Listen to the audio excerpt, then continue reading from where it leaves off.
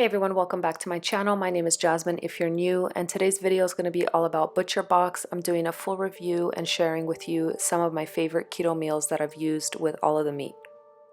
We get the custom box. It's $149 and it's just me and my husband, so it's perfect. The box comes insulated just like this, and then you get to choose anything you want from fish to meat, chicken, pork. We picked up the Alaskan salmon, and the salmon's really good. It is the wild sockeye salmon, and it is really good quality.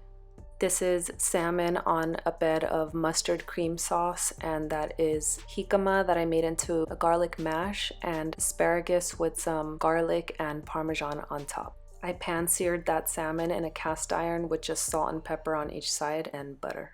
This is pretty much the same meal, but instead of the mustard sauce, I chose to make a garlic and herb lemon sauce to go on top of the salmon, and it was delicious.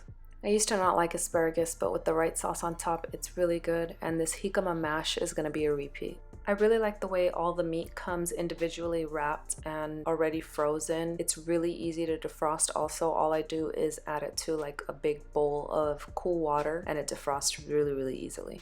If you're on keto, this is a great meat to pick up. This is the pork breakfast sausage. It has 24 grams of fat in each serving. They offer add-ons to your package as well, and this is the add-on we chose. We chose the Applewood smoked uncured bacon, and it's really good. It's free of nitrates, and it's high quality all natural bacon, and I love it for breakfast. This is chilaquiles with a fried egg on top and fried bacon. So delicious and so satisfying. The items I'm sharing with you are 2 months worth of food. Of course, we are only getting one delivery once a month. You can definitely change the deliveries, and you can definitely add more if you are a family of more than 2. It is pricey, but you are getting grass-fed beef, grass-fed chicken, and wild-caught fish, bunch of great meats and cuts. With the steak tips, we use these on the barbecue, which was recommended, and what we did is we put them in these metal skewers and just added it to a charcoal grill. I grilled some veggies and grilled some chicken next to it. We made this huge Greek salad, and it was Mediterranean night, and I love Mediterranean food. I have my recipe and my dressings all in this video. Make sure you check it out. The steaks are really high quality. This is the ribeye. It is, of course, grass-fed like all of their meats are. And what I did is just added it to a cast iron. I seared it on both sides. I made a chimichurri with some creamy spinach sauce, some shrimp, and some broccolini, and it was delicious. For this top sirloin cap, I seared it as it was before I sliced it. I only sliced it after I rested it, and I made a creamy horseradish and herb sauce to go right on top with some broccolini and some sauteed veggies, a little bit of Parmesan cheese on top. We chose the 4-pack of the ribeye steaks, and these are perfect to defrost. They're really easy to just rip off. You're only gonna cook for 2. This night I seared the steak with some garlic and herb butter, and I made some jicama mash with garlic and green onion. The zucchini is stuffed with jalapeno popper, ingredients like jalapeno, cream cheese, and bacon, of course, with some green onion and cheese on top. These are our favorite steaks from them because I can sear them from the outside and they're still juicy and medium rare on the inside. Really good quality.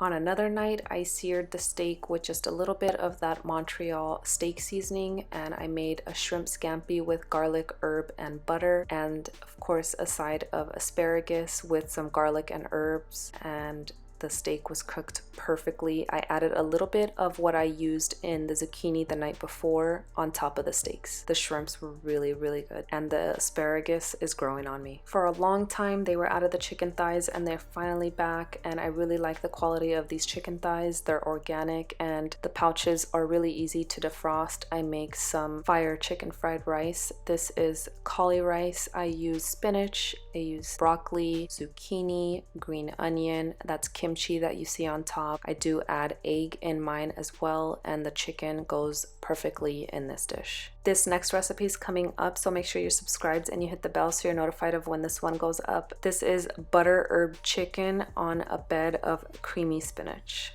I've already made this dish a few times. Chicken wraps are a great idea if you want something quick, easy, and fresh. This is just grilled chicken, and I made like a little avocado crema to go on top with some pickled onions. My pickled onion recipe is in this video, and I'll link it up for you guys here.